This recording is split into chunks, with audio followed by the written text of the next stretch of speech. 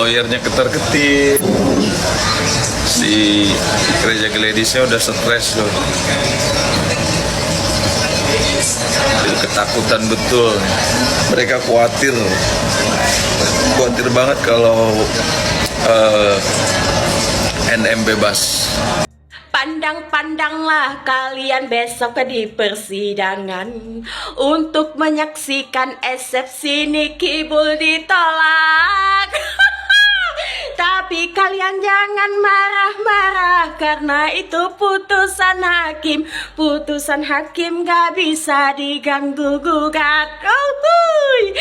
Miss Gosip anjing, Miss Gosip babi, banyak kali tingkah kau. Kau kalau udah dekat, habis kau buat. Gak kebayang sama kerudung kau itu. Pasti bau kau itu. Miss Gosip. Udah muka kayak kambing, si bertingkah kau. Nikita bertingkah, dia banyak duit, cantik. Kau apa Miss Gosip? Cuma kambing hitam. Ih, geram aku. Kalau kau udah dekat, udah aku habiskan kau. Kayaknya udah belum lihat videonya kan? Belum. Jangan deh. Jangan kayaknya. Masih ada, belum di take down juga. Belum di take down, masih ada. Ya Allah. Net cinta namanya.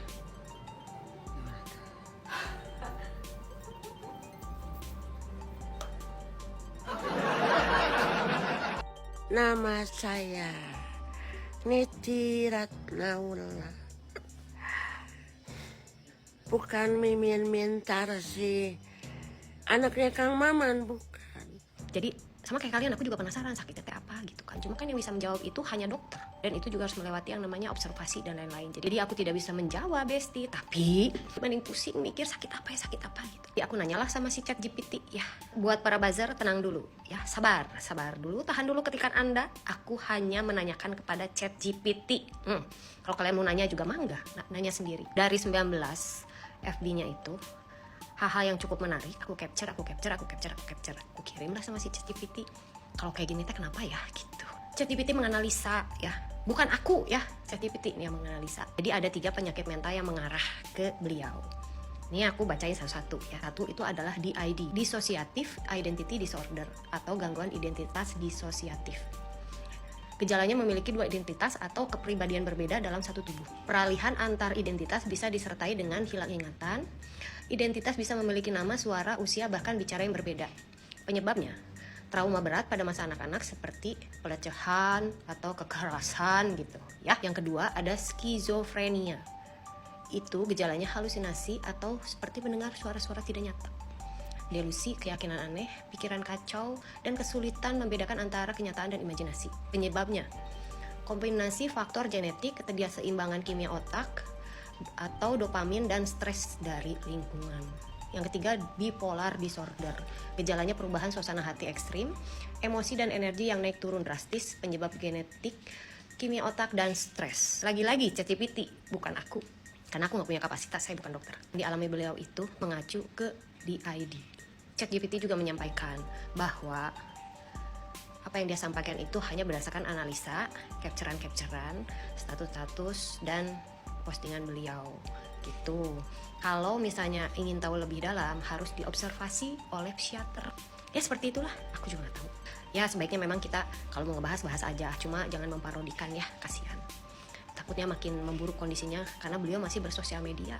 Ada satu akun juga yang kayaknya sih beliau ya di TikTok ini sempat komen di VT aku yang sebelumnya. Jadi kita harus berhati-hatilah, jangan sampai dia lebih memburuk gitu. BTW. Memasuki momen krusial. Lantas, bagaimana skenario yang bakal terjadi di persidangan ke depannya? Kuasa hukum Nikita Mirzani, Fahmi Bahmid. Menurut Fahmi Bahmid, penetapan pasal 369 ayat 1 terjadi kekeliruan karena untuk pasal tersebut yang harusnya membuat laporan adalah PT Glavitsia RMA Group, perusahaan kosmetik milik Reza Gladys secara perusahaan, bukan Reza Gladys secara personal karena berkaitan dengan produk yang dibuat perusahaan tersebut. Buzzer lu kurang banyak Reza Gladys, sumpah. Buzzer lu kurang banyak. Lu kumpulin tuh 1000 buzzer lu buat iniin. Tetep aja Nikita Mirzani yang menang. Nikita Mirzani nggak perlu pakai buzzer. Ya kalau lu pakai buzzer nggak, aduh capek banget, sumpah. Lu aja ke persidangan aja lu nggak datang. Coba lu tongolin muka lu yang glowing in the dark itu loh. Kalau malam kena cahaya matahari, cahaya matahari, kalau malam kena lampu diskotik itu gua rasa ya, itu muka lu tuh paling menyala, udah kayak bohlam. alias lampu taman. Ya, gue bukan apa ya, karena gue ngomong kayak begini karena apa ya? Lu tuh enggak banget gitu loh, jahat. Kami akan bongkar semuanya di dalam ruangan persidangan. Saya yakin, Pak, insya Allah kebenaran itu akan berpihak kepada Nikita Mirzani. Dan yang saya harapkan segera sidangkan, karena kepastian hukum dan kebenaran itu saat ini yang ditunggu-tunggu sama Nikita Mirzani. Jadi Nikita memang berharap segera sidangkan, ayo kita uji. Betul ya, di ruangan sidang kita akan menguji kebenaran, karena proses pemerasan itu ada beberapa hal yang paling prinsip dan saya tidak akan jelaskan di situ. Kami akan bongkar semuanya di dalam ruangan persidangan. Saya yakin, Pak, insya Allah kebenaran itu akan berpihak kepada Nikita Mirzani. Saya mendukung Kak Nikita Mirzani karena Kak Nikita Mirzani itu sudah melakukan hal yang terbaik, ingin memusnahkan krim merkuri. Cuma saja orang yang sudah bergelimangan harta dengan keuntungan merkuri, jadi dia sudah hilang akal. Karena apa?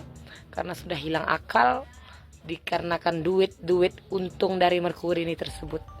Tapi dia tidak tahu berapa banyak korban yang sudah dia buat, berapa banyak korban yang sudah dia lakukan. Seperti saya, korban yang pertama. Kayak begini, coba siapa yang mau kita salahkan? Coba, emang salah kita karena kita memakai krim merkuri. Kalau kamu nggak punya semangat yang lebih gila lagi di ujung mendekati garis finish, kamu bisa gagal total, say. Usaha yang dari awal kamu lari 10 kilo, 15, 20, masuk 25 kilometer, masuk ke 30 kamu nggak tambah booster lagi. Seperti kasus ini. Kita udah pantau kasus skincare 4-5 bulan, 6 bulan yang lalu. Jangan di ujung-ujung perjuangan kita kendor semangatnya. Jangan kalah sama orang-orang yang tidak baik, orang-orang yang berusaha untuk ngakal-ngakalin konsumen. Jangan pernah kalah. Sidang Nikita Mirzani hari ini mendapatkan banjir dukungan dari kalangan artis, selebritis, dan netizen pengguna skincare.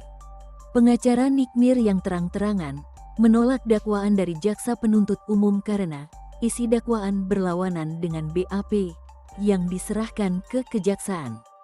Fahmi mengatakan, tidak boleh jaksa penuntut umum dengan sewenang-wenang menghapus pasal yang sudah ditetapkan oleh penyidik sejak awal. Sedangkan, korban daripada kasus ini adalah sebuah PT, bukan seorang pribadi Reza.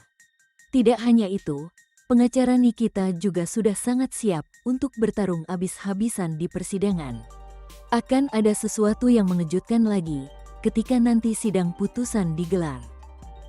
Ibumu nangis. Ya ilah, ibu saya nangis karena tidak diperlakukan dengan adil. Gimana sih? Emang kalian kalau diperlakukan tidak adil juga tidak nangis? Pasti mewek lah. Pasti lebih mewek daripada mama saya. Mama saya aja masih bisa ketawa. Gimana kalian? Kalian stres kali dalam sel. Gak jelas. Jangan pernah dalam perjuangan, ibarat kamu lari maraton. Sudah di kilometer 30, kamu ngendor. Terus kamu ngendor. Masuk ke kilometernya, full maraton 42 kilometer. Di kilometer 30 paling siksa. Paling siksa.